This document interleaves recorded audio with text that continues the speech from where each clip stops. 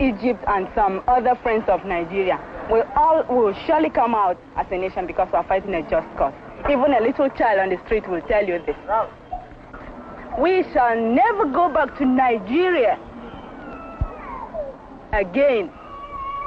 God's grace will surely emerge as a nation. And so as far as this war continues, we'll fight to the last man.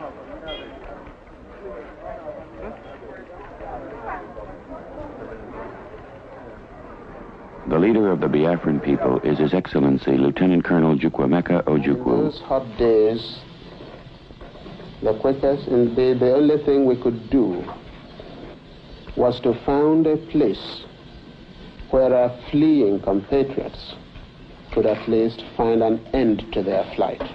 This is what Biafra is, the end of the journey for a persecuted, massacred, pursued people.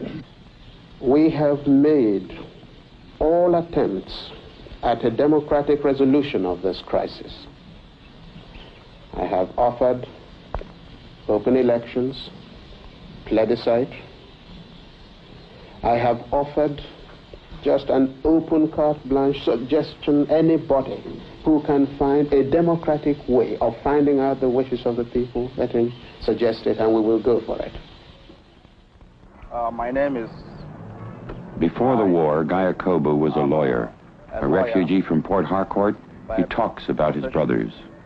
As an ordinary Biafran, I have been affected by this war, just the same way as millions of others. This is one of the main squares in the town of Umuahia. It's right opposite the market.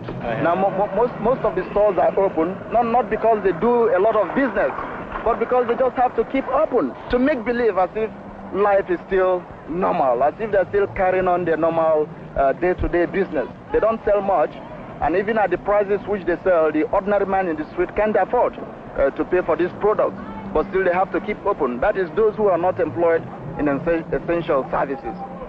When people go to the markets and they find that prices are so high, really there ain't much they can do about it, because they know it's not the fault of the traders, but the people are really not bothered. It does not affect their morale. In fact, one thing which has helped Biafrans to bear and to sustain themselves is the extended family system. Every Biafran considers any other Biafran as his own brother or sister. And if he finds anyone hungry, he takes the person in and gives him some food. You see, we are interdependent and we treat ourselves as brothers as one, because we're all undergoing the same suffering and the same hardship. Can't find any Biafran begging.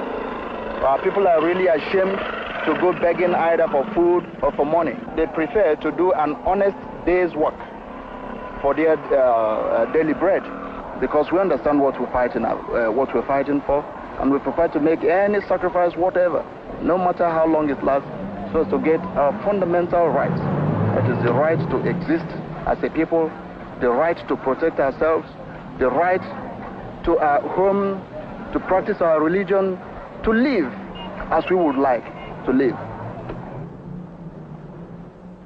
The head of the Biafran judiciary is their Chief Justice, Sir Louis Mbenefo. As a judge, naturally, I believe in the rule of law, and the government of Biafra believes in that. Right from the start of the crisis, we have maintained law and order in Biafra. The courts have been functioning subject to the exigencies of the war. In fact, if you look outside here, you'll see 4 courts in this area, all performing their duty. I think that is very good evidence of stability. But we who are in the leadership have learned one lesson, that when a people are determined, you cannot crush them by force of arms. And if this war has done one thing, it's made Biafra into a nation. Every child, every woman, every man feels it in his blood. It's a thing you cannot conquer. You only have to walk out in the street, and it stares you in the face. You go through Biafra, in all facets of life, we have all that makes a nation.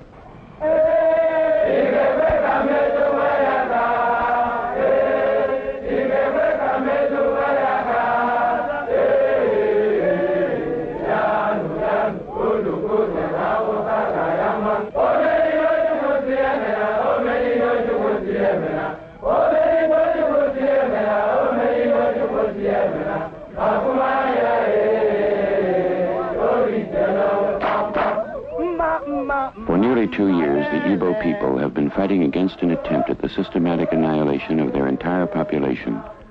They are isolated from the outside world and outnumbered in the field, but the Biafran determination intensifies.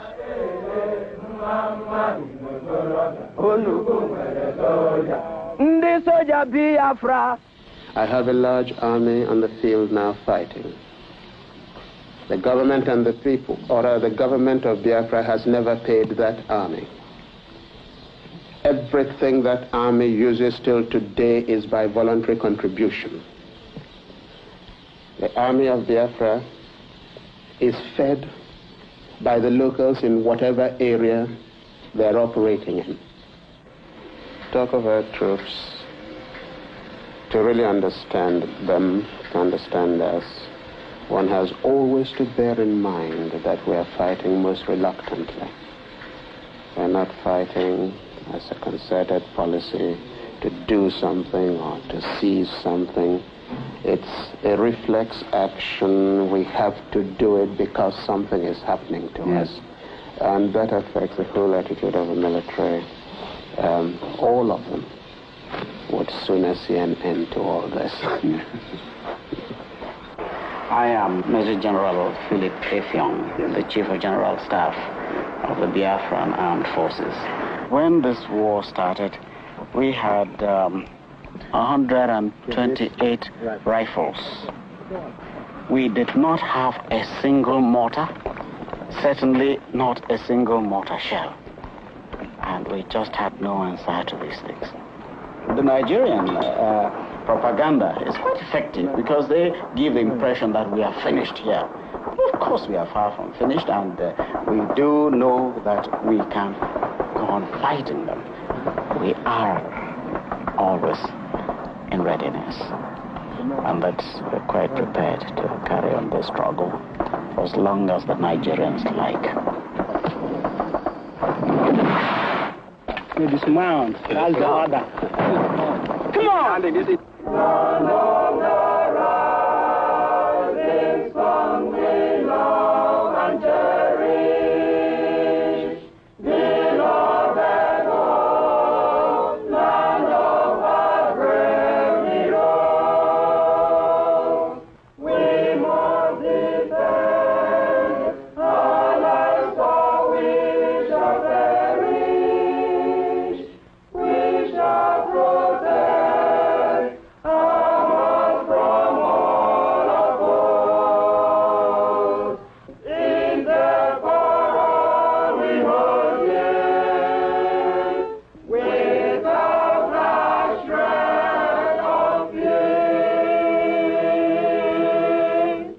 When you will see things for yourself, you'll see that there has been no holds barred in this war.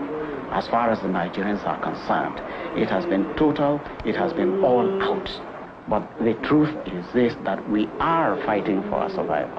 I mean, I don't know how we can best convince the world that this is really so. Since they don't want to see their way to talking peace, we are quite ready that if they will not talk peace, then we will not surrender. That is one thing we will not do. They can be sure of that. If the world wants the whole of Biafrans to be murdered in cold blood or killed off, maybe they will do that. They will have their own Nigeria, but there will be nobody in it.